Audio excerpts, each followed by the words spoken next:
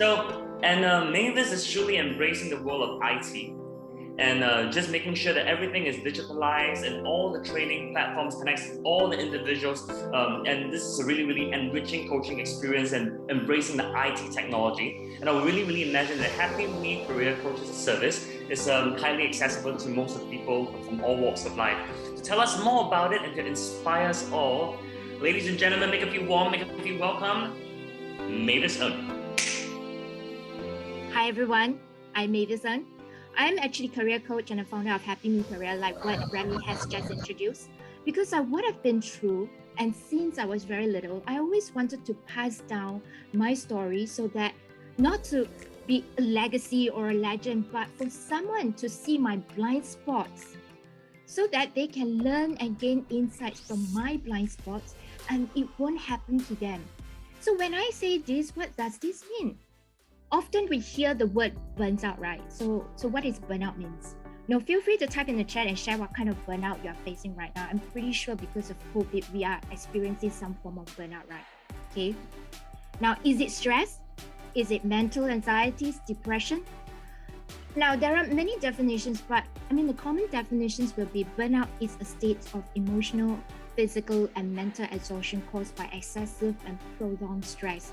It happens when you felt very overwhelmed, emotionally drained, unable to meet that constant demands, right? And I know that because I am always trying to meet the constant demand of people's expectations and my own expectations.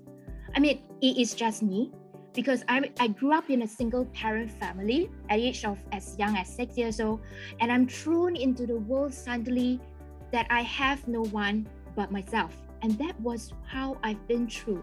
So everything in the past becomes naturally a survival mode. I don't dare to ask for allowances. I can't wait to grow up at age 12 to start working. And I work extra hard so that, I'm not good at academics, etc., but I just work extra hard. So as a mother, when I grow up and become a mother of two, I'm always, trying to tend my children's needs. Being the daughter-in-law, I'm trying to tend my family needs, being the mechanics of the house, everything. So everything just comes, and one day I felt that burnout. And what happened? I broke down. When you tried so hard, you just couldn't open that door or even cross that challenge. I always wanted to go into marketing, but when I was told it was near impossible because I was studying engineering, I have no knowledge or experience in marketing, but I did it. And in insurance, it's the same. No matter how aggressive tactics I do or non-aggressive tactics that I apply, the hours I put on the street doing survey, sit down in the office, cold calling every day, 500 numbers, and I just couldn't hit that target, and I just feel very stuck. What is happening? So when nothing seems to work, this is what I'm feeling right now. Are you all feeling this sadness, drowning in your emotions? Right? Because there are just things that is beyond your control, and it's not up to you to decide if you get the job, the promotion, or the business deal. Now, and when that happens, all else just seems tasteless, and I call this downtime. So insurance, when we are in sales, right, we call this downtime. We will suck and dwell on how terrible the situation is. Self-doubt kicks in, and the lousy of feelings of asking why people can achieve those good sales target. Why can't I? What did I not do correctly? Is it my fault? Is it me? And in our mind, we play that game called the blaming game. Blaming of who? Blaming of yourself. And that is me. I blame myself for not being good enough. So that happens, and every day we just filled with, and moreover, every day we just filled with that distractions and disruptions. So having not feel good enough, plus with all those little nitty items of distractions at home, helpers just disappeared one day, children just throw out and gets all kinds of messy stuff, and then the broken light bulbs at home. You just get disrupted, and at work, everything becomes urgent. These emails needs to go to, you have to reply this email because everything seems urgent. So I once said that, in my webinar, that the universe reacts with you. You are the universe. Anyone in that state of low energy, their low spirit, it drains and sucks every part of the spirit, living through the day like a zombie. No, the motivation to work hard just gone off in an instant. Have you felt that? No, in a point that you become so lost. That is when you're not sure what am I doing right now. Why am I doing what I'm doing right now? I'm not so sure. That was what I used to ask myself. It all come to a state that I don't know what I want anymore. I lost the purpose, the meaning I once had it. And we used to have it. Do you have that moment? If you have, just feel free, to type in the chat, and I can see over here some chats. Okay. So that's when this quote, I just happens to find this quote. If you find it a little bit blurred, let me read it out. I do not exist to impress the world. I exist to live my life in a way that will make me happy, by Richard Bach. Now, I always believe that it is never to wait for the apples like Newton waiting for apples to fall down from a tree. Rather, create something of your own opportunities. That's what I always believe so. So to cope with all these ups and downs, challenges or self-doubts, nothing beats coaching through your own wounds by asking myself questions. So some fun facts on self-coaching. One of it is to question yourself, right? Why these unfortunate events happen to me? Why people just get to enjoy fruits of labors, but I just can't? Why? Is it me? Am I born with the bad 8 characters of life, the 八字? These are not the right questions for your information in coaching. But that is how I begin to step into the coaching realm unknowingly. And I ask myself, why am I in this state? What happened that I am where I am right now? Asking questions about the problem won't help much. But what else can you do? Teleportation. What is teleportation about self-coaching? Now, to move one step out of this problem is to teleport yourself out of the victim state. Step into the lens of a passerby and look at the problem from another angle. Relate yourself like you are a passerby. You're no longer. So I'm no longer Mavis. I step out of Mavis' shell and I ask myself, what is it that I'm going through? Or even think about an analogy to help me see the situation better in another perspective. Teleportation helps to open up some of your perspective. So that's when many people thought that coaching is like a therapy and counseling, but rather it's showing yourself some empathy. When you show yourself empathy, that's when you are looking back at try to imagine a 65-year-old yourself. So for me, I imagine myself as a 65-year-old Mavis. What will 65-year-old Mavis say to today 38-year-old Mavis?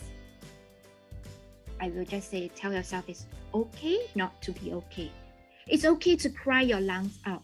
So honestly, this sounds so easy to coach yourself, but there is an extent to how much you can coach yourself because you're always a victim of your own self. Now listen carefully.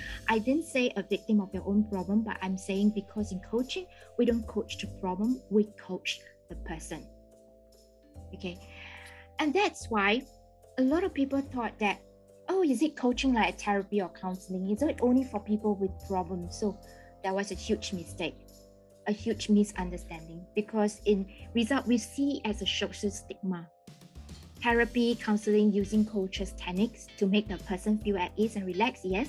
However, coaching comes with an outcome to move forward. And that's how I move myself forward. And this outcome, I realize is what is my desired outcome and versus what is reality, what is real, what is realistic. And then I design that outcome together with reality to make it real. So again, another myth that people thought coaching is that, in fact, coaches can be mentors, but not all mentors are coaches. So in the definition, a mentor is like a sage on the stage, while the coach is a guide on the side. Now, mentoring is usually the informal, open-ended, and intended to provide advice and answers to questions about, the way the organizations. Coaching has a clearly defined goals, time limits, and mutual accountabilities that we set in when we design the outcome with reality. So that's why many think that coaches gives you an immediate answers, but coaches don't give you answers or tell you what to do. But coaches, we help you to self-realize, discover the answers yourself. Because when we believe that whatever that comes from you will stay longer and stay more convicted, there will be more conviction than people telling you the answer. Am I right? Okay. So that's when coaching is a two-way conversation. And I always believe that coaching is a two-way conversation in which we provoke your thoughts. As a coach, we are like detective, we want to co-create together with you, and we want to find the aha moments and move towards your decision, to your destination. So it's a two-way conversation that is actually an interaction that triggers the learning, the reflections, we bounce idea. We also want to actually, draw out the action plan for you. And basically, how I started, it all begins with tutoring this lady, Tara, about 18 years ago. And she was just 15 years old. I mentor her, I give her advice. She struggles to decide what's her next step. Is it to go JC or poly? My question for her was, why poly? What is it about poly that gets you so interested? So the moment she gets some answers, that's when I started to realize that it's not the advice that I'm giving her. It's the process of co-creating the answers for her. So some of my coaches actually realized this about the lack and broadening of perspective, the lack of clarity. So in coaching, what we do is that we hold that space, that safe space, and deep dive the root if the problem is the real issue. Remember I said earlier, we don't coach the problem, we coach the person. Hence, I set out to develop Happy Me Career.